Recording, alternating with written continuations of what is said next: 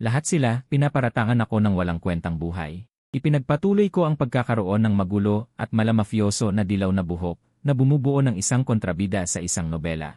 Naghahasik ako ng kaguluhan, sinasagabal sa pag-ibigan ng bida, at araw-araw akong naglilibang. Ngayong araw, habang nakikipagkwentuhan ako sa aking kaibigang si Fatty tungkol sa kaligtasan sa campus, biglang lumitaw ang ilang mamahaling sasakyan at pinalibutan kami.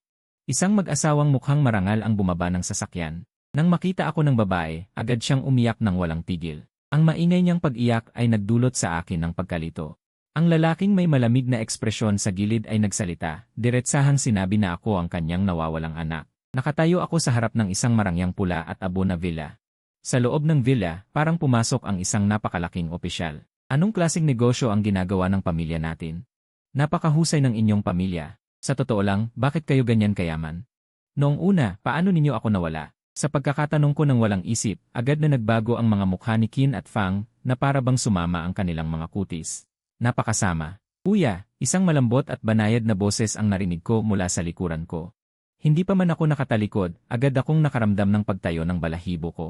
Nang lumingon ako, isang lalaking may taas na 1 metro at 70, may matipunong pangangatawan, ay nakatingin sa akin na may malungkot na mga mata. Ang kanyang peking kilos ay halos nagpasuka sa akin noon din. Sino ka, Berdin Tsa na may peking kilos? Tanong ko sa kanya. Ang pangalan ko ay Fang Tian at ako ang iyong nakababatang kapatid. Nang mabuking ko ang kanyang pagpapanggap, nagbago ang kanyang peking malambot na tono. Nagsalita na siya ng normal. Tinitigan ko siya mula ulo hanggang paa. Siya ay halos kalahating ulo na mas mataas sa akin. Pagkaraan ng kalahating minuto, nakapagsalita siya ng, halatang maganda ang iyong kinain sa mga taong ito. Hindi ko inaasahan, pagkasabi ko nito, biglang namula ang mga mata ni Fang Tian. Mabilis siyang lumapit at hinawakan ang aking kamay. Nagsalita siya ng may pagsisisi, kasalanan ko lahat. Kung hindi sana nagkamali ng pagpapalit ng sanggol. Hindi sana naghirap ang kuya mo sa labas sa loob ng maraming taon. Ang mga salita niya ay nagpagulo sa akin saglit. Bago pa ako makapag-isip ng malalim, ang iyong ama ay naglahad ng buong katotohanan, ang nangyari sa iyong pamilya. Ang nani namin dati ay sikretong pinagpalit ang inyong pagkakakilanlan mo at ni Xiao Tian noong araw na ipinanganak ka. Ito ang dahilan kung bakit ka naiwan sa labas at naghirap sa loob ng mahigit 10 taon. Hindi ko napigilang masabi. Kaya pala, isang totoong peking kwento ng lalaking anak. Halata na si Fang Tian ay nakarinig na ng ganitong mga kwento noon. Bahagyang kumibot ang kanyang mga mata.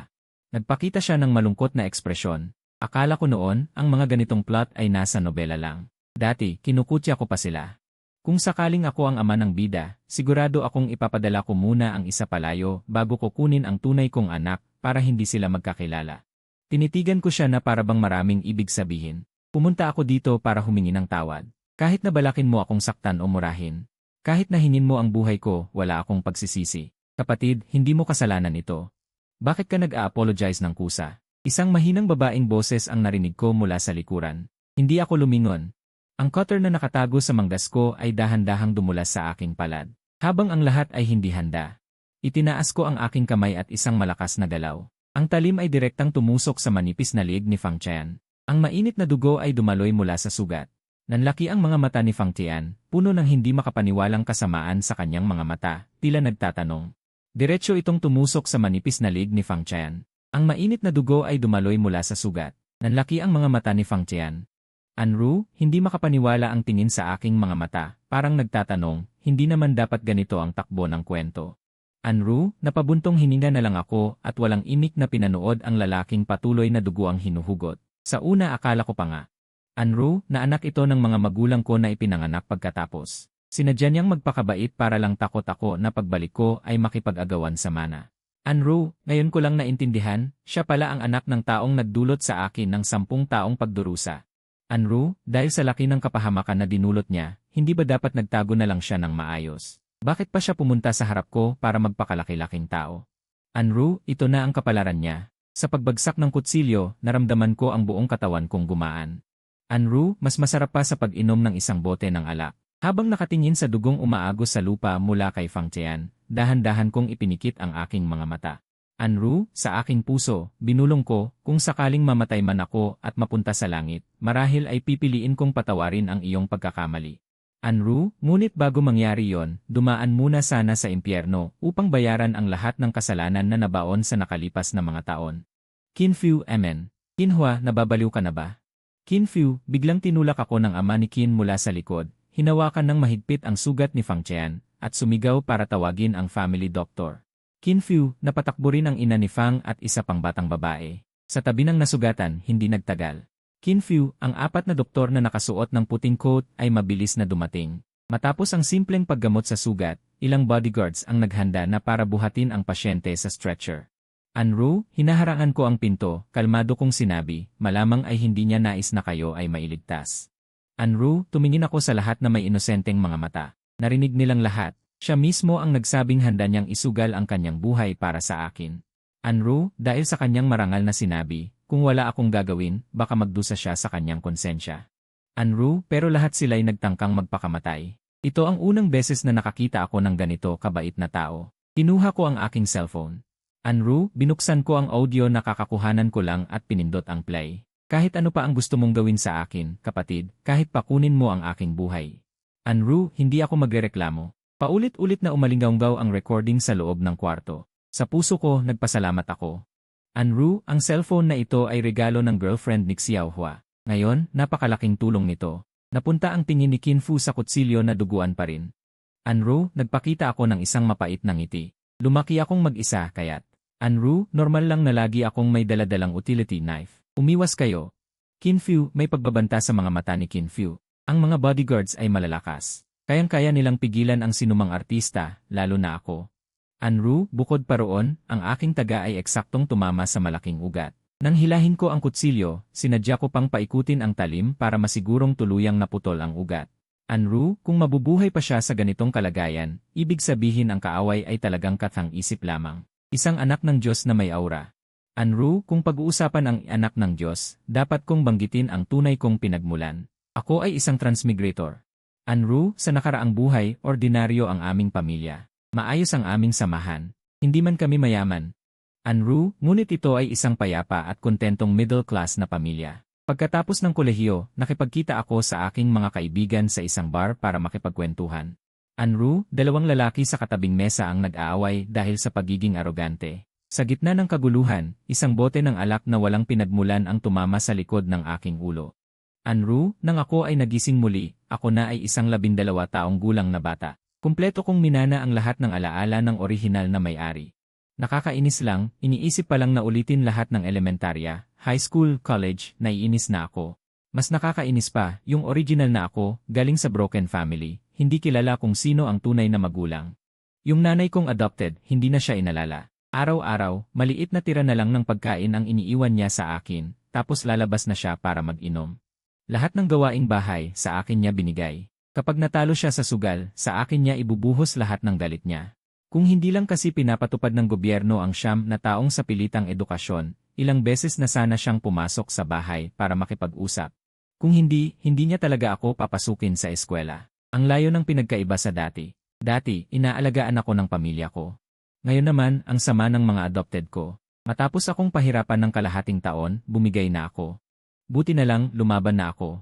Isang 12 taong gulang na lalaki laban sa matagal nang nag-aaway na si Chuyu. Mahirap matalo ang mga mayayaman na hindi mahilig magtrabaho.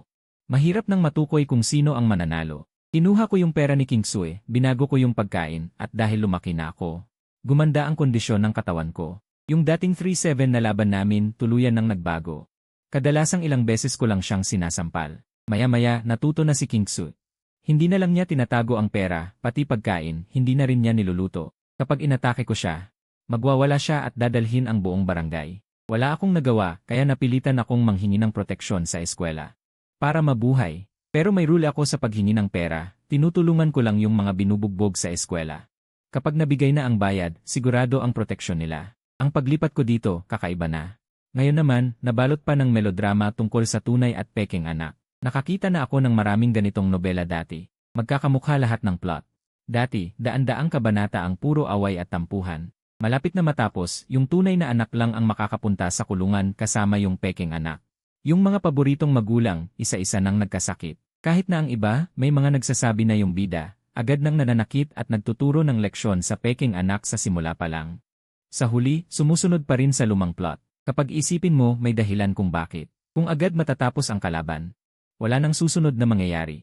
Nang malaman ko na si Fang Qian pala ang tunay na anak ni King Sui, at si King Sui lang ang adopted mother ko, mas lalong lumakas ang plano kong tanggalin siya. Hindi ko alam kung yung tunay kong mga magulang ngayon, magiging kasing tanga rin ba sila sa nobela. Napabor sa peking anak na nasa tabi nila. Pero isang bagay ang sigurado, 18 taon kaming magkasama. Kahit alagang hayop magkakaroon ng damdamin. Si Fang Qian, lumaki sa mayaman na pamilya. Malalim ang kanyang iniisip. Sa paglalaro ng isip, ako na lumaki sa kalsada, sigurado akong hindi ko siya matatalo. Kapag mas pinaboran siya ng mga magulang ko, sigurado na pahihirapan pa rin ako. Sobra na akong napagod sa paghihirap. Ngayon na lang nila ako nahanap.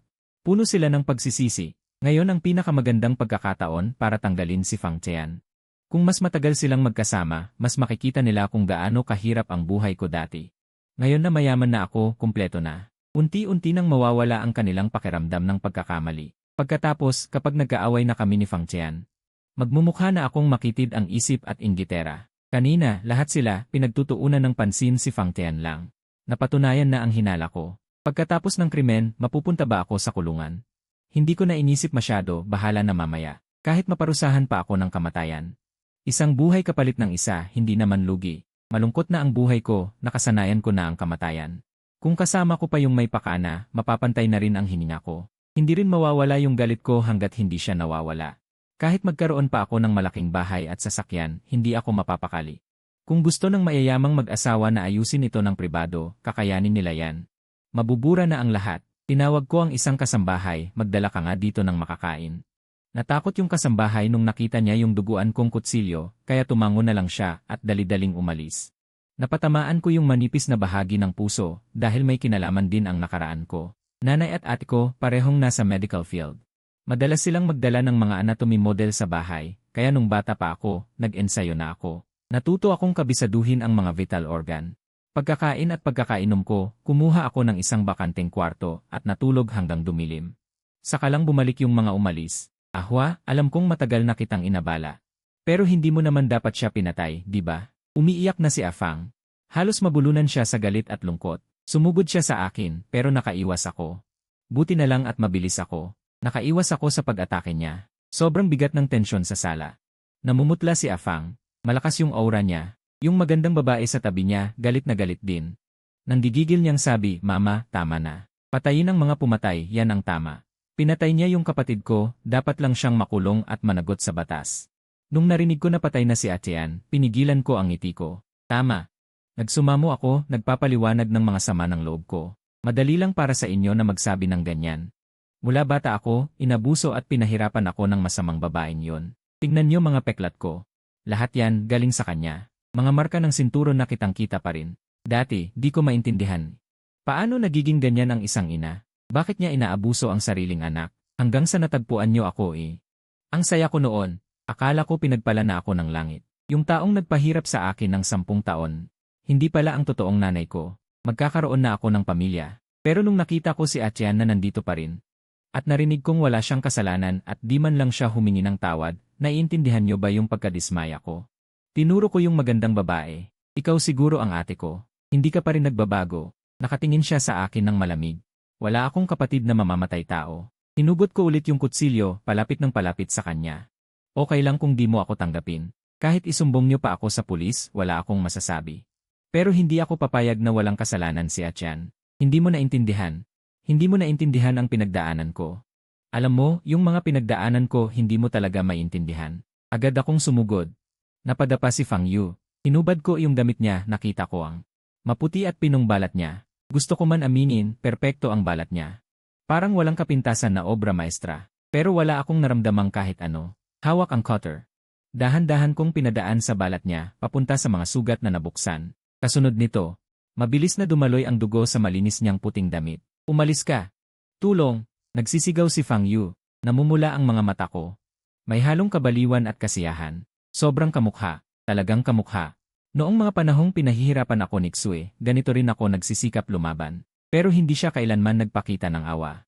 Ate, nararamdaman mo na ba ngayon ang sakit na naramdaman ko noon? Si Tatay Qin at si Nanay Fang ay sumugod. Hinawakan nila ang braso ko sa magkabilang gilid, sinusubukang kunin ang kutsilyo. Habang naghihilahan sila, malakas na itinapon ni Tatay Qin ang cutter, at tumama ito sa pisngi ni Fang Yu. Isang pulang guhit ng dugo. Agad lumitaw sa kanyang magandang mukha. Ang sigaw niyang parang tili ay umalingaw-ngaw sa buong mansyon. Unti-unting kumalma ang eksena. Naging kalmado na rin ako. Yumuko ako ng malalim kina Tatay Kin at Nanay Fang. Pa, ma, patawad po. Nawala na talaga ako sa sarili ko. Nasugatan ko si Qin Chen, dapat sana ay nagpunta na ako sa pulis para sumuko. Pero nagpapasalamat pa rin ako dahil nalaman kong mayroon din akong mga mahal sa buhay na nagmamalasakit sa akin. Ang buhay ko. Siguro ay wala ng pagkakataon na makita ko kayo ulit. Bago ako umalis, pwede ko ba kayong mayakap? Nalilito si Nanay Fang, dahan-dahan siyang nakabawi mula sa kanyang pagkabigla. 18 taon silang magkasama, kaya hindi niya kayang iwanan si Qin Chen. Pero ngayon, patay na si Qin Chen. Paano niya kayang isuko ang nawawalang anak niya sa kulungan? Sa una, gusto lang niyang ilabas ko ang galit ko at matuto ng aral. Pero nang makita niyang puno ako ng sugat, at ang estado ko na bumagsak ang emosyon, nalaman din niya kung gaano ako pinahirapan ni King Xui. Naantig ang pagiging ina niya. Mahinahon niyang sinabi, anak, huwag kang mag-isip ng kung ano-ano. Si Qin Chen, nagpakamatay siya. Walang kinalaman yan sa'yo. Nanay, pa. Nagulat si Tatay Kin at si Fang Yu. Hindi nila lubos maisip ang sinasabi niya. Sumigaw si Nanay Fang. Tumigil na kayo! Tumigil na kayo! Lumingon siya kay Tatay Kin. Hindi mo ba isusuko ang sarili mong anak sa kulungan dahil lang sa anak ng iba? Tapos tumingin siya kay Fang Yu. At ikaw, Ahwa ang tunay mong kapatid. Kung gusto mo pa ring ipaglaban si Qin Chen, subukan mo munang damhin ang lahat ng hirap na dinanas ni Ahwa. Nakakapit si Fang Yu sa kanyang ulo. Hindi na siya nagsalita. Kanina, hindi naman malala ang ginawa ko. Balat lang ang nasugatan niya. Sa pamamahinga, gagaling din siya sa loob ng ilang araw. Pero ang takot na naramdaman niya sa maikling sandali, sapat na para matakot na siya. Ayaw ko nang guluhin pa yan. Nilapitan ko ang mga sugat niya sa mukha at katawan. Naluhod ako sa harap ni Nanay Fang, pinipilit kong magpakumbaba kahit naiinis ako. Halos hindi ko nakayanin ang pag-arte sa eksenang ito. Kagabi, nagpapagulong-gulong ako sa kama, iniisip ang iba't ibang kwento tungkol sa totoong mayaman at huwad na anak. Sa totoo lang, ang ideya na napagpalit ang mga anak ng mayayamang pamilya ng mga kasambahay ay talagang. Kung madali lang itong gawin ng ordinaryong kasambahay, baka marami ang magtangkang gawin yan dahil lahat naman gusto ng magandang buhay. Mas nakakainis pa, si Qin Fu at ang pamilya Fang ay magkasama sa isang syudad. Paano sila naging ganoon kawalang pakialam? Dahil parehong babae ang kasama ni na Fang Chen at Fang Yu, mahihinuhan natin na si Ama Qin ay napangasawa lang. Ang totoong anak ay anak ng lalaki. Madalas mangyari ang mga ganitong kwento. Tinuro ko ang family picture sa pader. Nanay, tingnan niyo maigi ang litratong ito. Fang Tian at ang ama niya ay magkamukha talaga. Kung hindi mo sila kilala, iisipin mong mag-ama talaga sila. Balak ko nang gamitin ito para ilantad ang katotohanan. Naging maputla ang mukha ni Ama Qin at agad na sumagot. Huwag kang maniwala sa kasinungalingan mo. Ang tanging asawa ko ay ang iyong ina. Wala akong ibang anak. Mga tauhan, kunin niyo ang larawang ito. Si King Tian ay pumanaw na. Hindi na dapat ito nakasabit pa. Ahwa, puntahan mo ang iyong ate at sabihin kakain na. Si Qin Fu Chu ay mukhang kalmado, walang nakikitang bakas ng pagkabahala. Pero hindi naman para sa kanya ang mga sinabi ko. Kitang-kita ko ang pagbabago sa mukha ni Nanay Fang. Naging epektibo ang mga salita ko sa kanya. Sa tingin ko, mauuna pa siyang magpadna test bago pa man ang cremation ni Qin Chen. Kapag napatunayan ko ang hinala ko, magiging mas masaya ang mga susunod na araw. Maagang umaga. Umakyat ako sa ikalawang palapag at kumatok sa kwarto ni Fang Yu. Hindi nagtagal. Binuksan ang pinto. Nakasuot ng maskara si Fang Yu, tinatakpan ang kalahati ng kanyang mukha. Nang makita niya ako, agad siyang umatras. Halatang natakot siya. Naisip ko na siya. Dati, kapag binubugbog ako ni Qin Fu, pupunta pa rin ako sa eskwela. Hindi naman ako nagtatago kagaya niya. Tara na, baba na tayo. Naghihintay na si Papa sa almusal mo. Bumaba si Fang Yu at tahimik na sumunod sa akin. Naisip ko, kapag nakaharap ang isang tao na walang pinipiling gawin, ang pinakamalambot ay napipilitan. Ang isang spoiled na dalaga.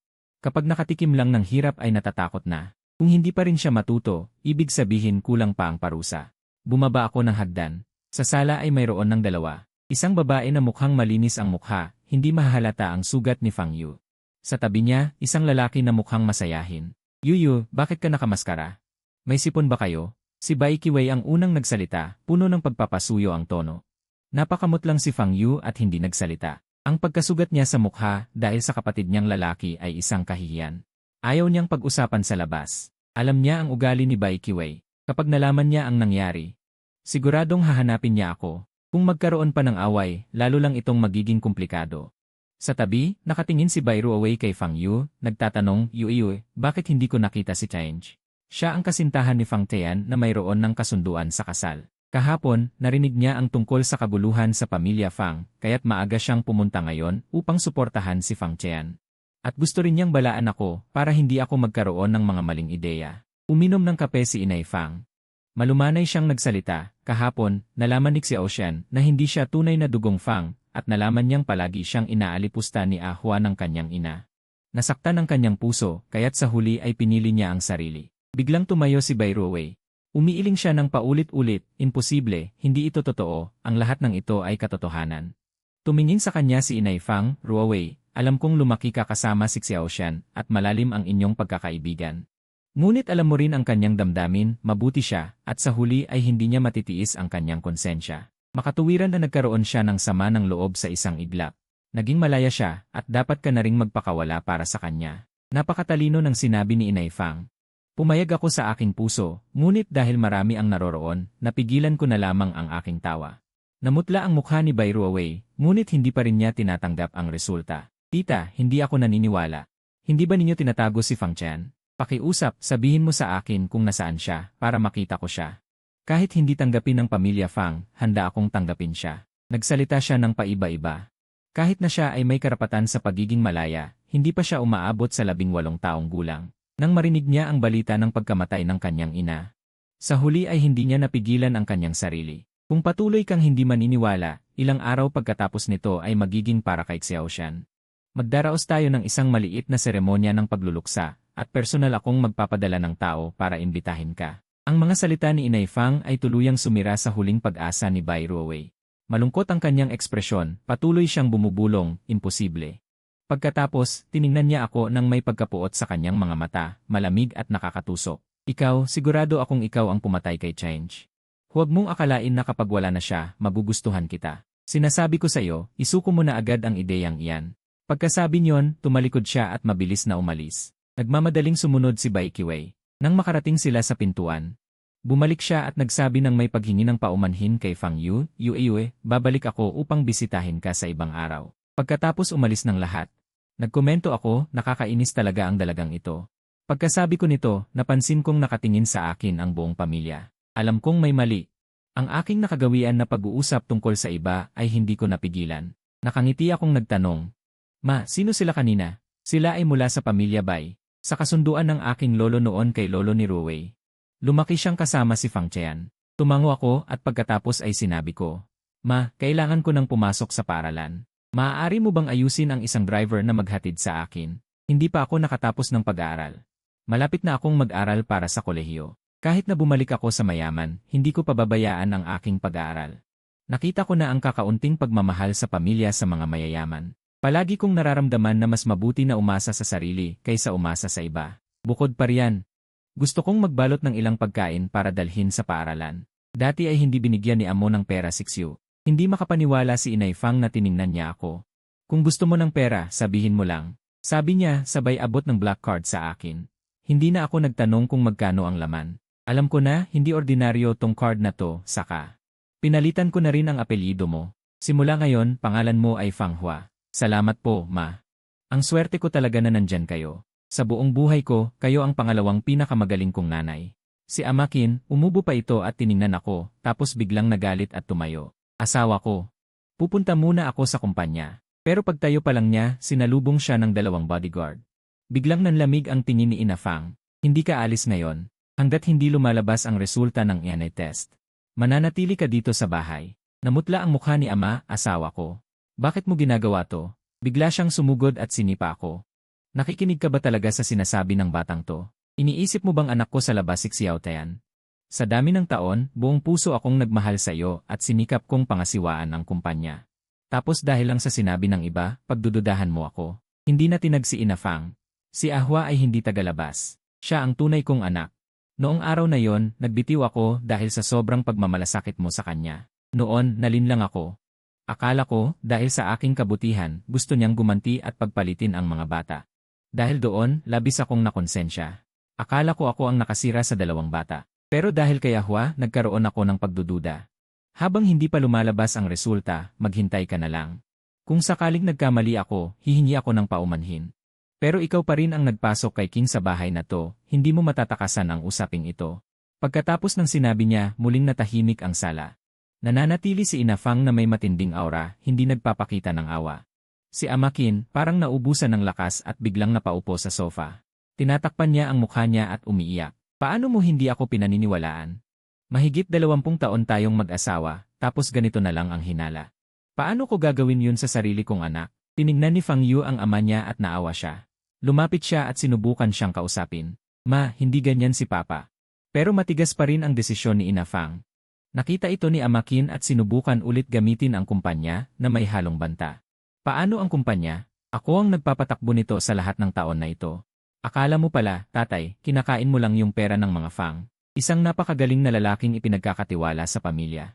Pagkasabi ko nun, tumakbo na ako papalayo. Nawala na siya sa paningin ko pagdating ko sa gate ng school. Nakita ko si Luming na paikot-ikot sa tabi ng kalsada. Pagkakita niya sa akin, sumugod agad siya. Itinaas niya agad ang kamay niya para sampalin ako. Sa dami ng taon kong namuhay sa kalye, paano ako tatayo lang at tatanggapin ang suntok? Habang umiiwas, tinulak ko siya gamit ang paa ko at napahiga siya sa lupa. Naglakad siya pabalik.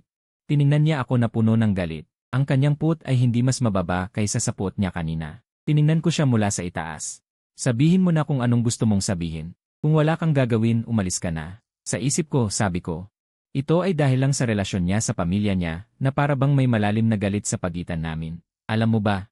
Dinala na ni nanay niya si Yanran sa Tailao. Wala ka bang kahit konting pagsisisi sa puso mo? Tahimik kong sagot. Mas mabuti na rin ito. Kung inaalagaan siya ng pamilya niya, makakapagpahinga na rin ako. Pagkasabi ko nun, hindi ko na siya pinansin. Galit na galit siya. Naglakad ako paikot sa kanya at pumasok sa gusali ng paaralan. May hitsura akong tulad ng isang adik sa kalye. Pero hindi ko kailanman inisip na sumuko sa college entrance exams. Bago ako kilalanin ng pamilya Fang, ang pag-aaral at pagkuha ng eksaminasyon ang tanging paraan para sa akin. Kung pag-uusapan ang nakaraan ko at ni Liu Yanran, ito ay talagang nakakatuwa. Sa normal na pagkakataon, ako ay walang pakialam. Minsan nakikipag-away ako sa mga babae na kasing edad ko. Si Liu Yanran ay isa sa kanila. Sa mundong ito, wala akong intensyon na manghula. Sadyang hindi ko pinapakita na parang tapos na ang lahat. Ito ay para na rin sa sarili kong proteksyon. Kung magpakita ako ng masyadong matapat, ang mga mandarambong ay lalapit sa akin. Hindi ko inaasahan na sa paglipas ng panahon, si Liu Yanran ay aktibong nanliligaw sa akin. Akala ko naglalaro lang siya. Dahil sa madalas niyang paglapit sa akin para kumain at uminom, nag-apply ako sa parehong universidad tulad niya. Araw-araw ko siyang tinitingnan habang nag-aaral. Para sa akin, ang aking taunang ranggo ay palaging nasa top 3. Ang nilalaman ng mga eksaminasyon sa mundong ito ay halos pareho. Hindi ko kailangan ang kanyang tutoring. Sadyang pinababa ko ang aking marka para mapanatili ang aking buhay na bilang isang adik sa kalye. Kung magmumukha akong matalino araw-araw pero kinokolekta ko ang proteksyon, sigurado akong makakausap ko ang mga pinuno ng paaralan. Tungkol sa scholarship, kumpara sa perang kinikita ko sa paghingi ng proteksyon, hindi ito sulit. Sinabi ko lang sa kanya, naglalaro lang tayong lahat. Pagkatapos ng graduation, maghihiwalay na tayo. Ang mga salitang ito ay nagpagalit sa kanya. Para sa kanya, ito ay laro lang at maghihiwalay tayo pagkatapos ng graduation. Ang mga salitang ito ay nagpagalit sa kanya. Pinilit niyang isipin na ang isa't isa ay totoo at nais niyang patunayan ito sa akin. Sa huli, kinalagkad niya ako sa isang hotel. Kailangan kong aminin, si Liu Yanran ay napakaganda. Ang kanyang katawan ay kaakit-akit din pagkapunta ko sa nakakabwisit na mundong ito, nakaramdam na ako ng pagkabalisa. Naisipan ko rin na, dahil 18 taong gulang lang siya, gumawa pa rin ako ng mga hakbang sa proteksyon. Ginamit ko ang mga gamit na libreng ibinigay sa kalye. Sino ang mag-akala na ang mga gamit na yon ay napakababa ng kalidad, at sa huli ay aksidente pa rin akong nabuntis. Umiiyak si Liu Yanran at nagtanong kung ano ang gagawin. Hindi rin ako makapag-isip. Wala akong pera kahit pambayad ng gastos. Mas lalo na ang pag-aalaga at pagpapagaling sa kanya. Kaya pinauwi ko na lang siya para makipag-usap sa kanyang mga magulang. Ngayon, nagbago ang aking katayuan. Naging biyaya ng pamilyang Fang, may kapital na rin ako. Sa isip ko, kung magiging maayos ang samahan namin sa hinaharap, pwede ko rin siyang pakasalan. 3 araw lang, mabilis lang yan. Sa mansyon ng pamilyang Fang, may dumating na isang matandang lalaki na may pambihirang galing. Siya ang matandang miyembro ng pamilyang Fang. Pagkakita pa lang niya sa akin, agad niya akong niyakap ng mahigpit. Apo ko, sa wakas natagpuan na rin kita. Medyo nahihiya akong tumingin sa ina ni Fang para humingi ng tulong. Ito ang lolo mo. Ang totoo, si Amakin at si Kim Sui ay magkapitbahay noon at magkababata pa noong bata pa sila. Nagkasundo na sila noon na magpapakasal pagkatapos makapagtapos ng unibersidad si Amakin. Ngunit pagpasok sa unibersidad, nakilala ni Amakin si Ina Fang na maganda at mayaman. Naging manugang siyang lalaki na naninirahan sa pamilya at iniwan niya si Kim Sui. Si Kim Sui, na hindi makapaniwala, ay pumunta sa kanila. Nagkaroon sila ng pagkatapos noon, nabuntis si Kim Sui, at halos magkapareho ang kanyang due date sa huling buwan ng pagbubuntis ni Ina Fang. Nagkaroon ng masamang balak si Amakin. Ginaya niya ang kwento sa lumang libro tungkol sa pagpapalit ng anak. Iniisip niya, kapag namatay na ang biyenan niya, mapupunta sa kamay ni Fang Tian ang mga shares ng kumpanya. Ang buong kumpanya ng Fang ay magiging interesado na balang araw. Ahwa, sina King Sui at King Debiao, ano ang gagawin mo sa kanila? Ibinigay ni Ina Fang ang desisyon sa akin. Noong kabataan niya, si Ina Fang ay lubos ding nahulog sa pag-ibig, ngunit lumipas ang panahon. Ang pagmamahalan nila ng kanyang kasintahan ay nawala na. Lahat ng kanyang atensyon ay napunta sa kanyang mga anak. Ngayong namatay na si Fang Tian sa aking kamay. Siyempre nagdududa siya. Ngunit dahil sa matagal na nilang relasyon at naawa siya sa pinagdaanan ko, kaya't pinigilan niya ang kanyang saloobin. Ngayong alam na niya ang katotohanan, nawala na ang kaunting pagdududa. Naiiwan na lang ang galit niya sa kanyang kasintahan. Nag-isip ako ng malalim at dahan-dahang nagsalita. Paano kung putulin natin ang isang binti nilang dalawa at ibalik sila sa kanilang lumang bayan? Pinahirapan nila ako ng mahigit 10 taon. Hindi naman gaanong malaki ang parusang iyon. Si King Sui, sa isang banda, ay nagpalaki sa akin ng ilang panahon. Hayaan silang dalawa na magkasama hanggang pagtanda. Maituturing na rin iyon na pagtanaw ko ng utang na loob. Nagkatinginan si Lolo Fang at si Ina Fang at pareho silang tumango. Naisip din nila, kung ang aking puso ay kasing tigas na kaya kong pumatay kahit mga malapit sa akin, magiging problema ito sa hinaharap. Putulin ang mga binti at ibalik sila sa kanilang bayan para makulong ang dalawa sa kanilang sariling lupain. Ang parusang ito ay angkop. Tamang-tama, 5 taon ang mabilis na lumipas. Sa graduation ceremony ni Miss Beiru Wei, nagkatinginan kami ni Bai Wei mula sa malayo at tumango kaming pareho ng walang sinasabi. Maliit kong kapatid. Congratulations sa iyong pagiging dalaga. Inabot ni Bai Wei ang baso ng alak, salamat, kuya. Uminom si Bai Wei ng alak at ilang sandali lang ay nahilo siya at nanghina ang kanyang mga paa. Maliit kong kapatid, anong nangyari? Agad na lumapit si Bai Wei upang alalayan siya. Lumingon siya sa mga bisita at nagsabi, hindi pa sanay ang kapatid ko sa alak. Dadalhin ko muna siya sa kanyang pahingahan. Pagkatapos nito, inalalayan niya si Bai Wei at umalis. Matagal na akong naghihintay sa pinto ng silid sa ikalawang palapag. Kinuha ko si Bai Wei mula kay Bai Wei, ang nobya. At binuhat ko siya papasok sa silid. Hinawakan ni Bai Wei ang laylayan ng damit ko na nakatingin ng seryoso. Huwag mong kalimutan ang napag-usapan natin, naintindihan ko. Yung pulso ko. Hinawakan niya ulit ako, nagbili ng may pag-aalala sa mga mata, dahan-dahan lang. Nag-roll eyes ako, pumasok sa kwarto at nilock ang pinto. Pagkatapos kong iset up ang mga kamera, unti-unting lumabas ang kaguluhan mula sa kwarto. Pagkalipas ng 45 minuto, sumigaw si Bai Wei sa loob, peste ka. Ikaw na tao kang puta ka. Anong ginawa mo sa akin? Mahinahon kong kinuha ang cellphone ko at binuksan ang video player. Gusto mong malaman kung anong nangyari? Tingnan mo nang mabuti. Nang makita ang sarili niyang kawalang kilos sa screen, nagpanik si Bai Wei at sinubukang burahin ang video. Pero bago pa siya makahinga, narinig niya ulit ang boses ko. Burahin mo. Nag-backup na ako sa mahigit 10 account. Nanginginig si Bai Wei. At sa desperasyon niyang itinuro ako, ano ba talagang gusto mo? Pakasalan mo ako. Malamig kong sabi, kung hindi ka papayag, ipapakalat ko ang mga video na ito sa buong bansa. Lumapit ako sa pinto at nagdagdag, ang sikreto na ito. Tataglayin ko habang buhay. Isa pa, may pagkaosi ako. Lumayo ka sa ibang lalaki simula ngayon. Sa totoo lang, sinadya ko lang siyang guluhin. Kung totoong nalik ko ang video, magbabanggaan din ang mga pamilyang Bai at Fang.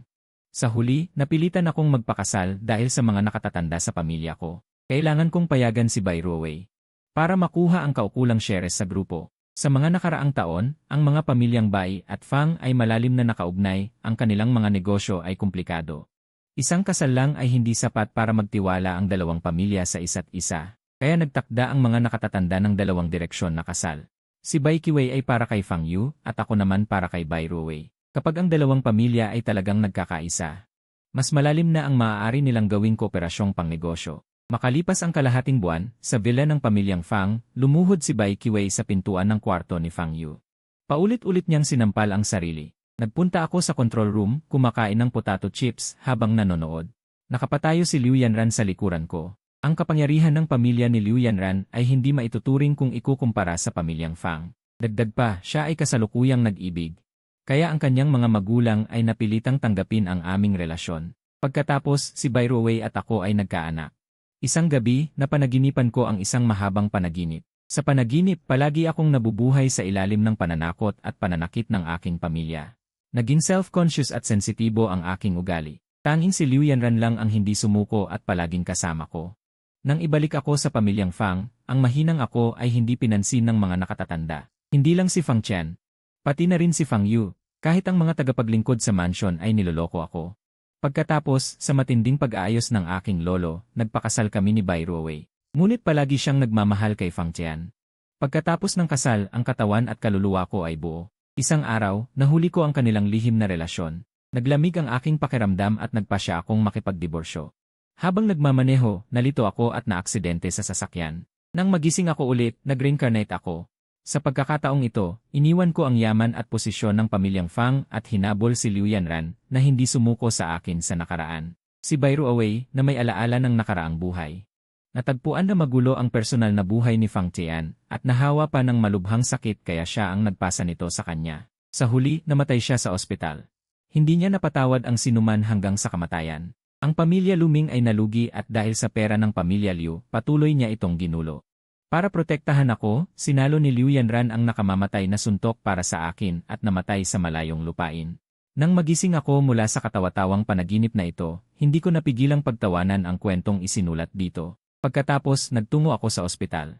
Sa E-ward, naroon si Liu Yanran. Sinasabing gusto niyang makita ang una kong anak. Lumapit ako sa kanya at diretsong sinabi, malaki na ang galit ko ngayon. Tapos na.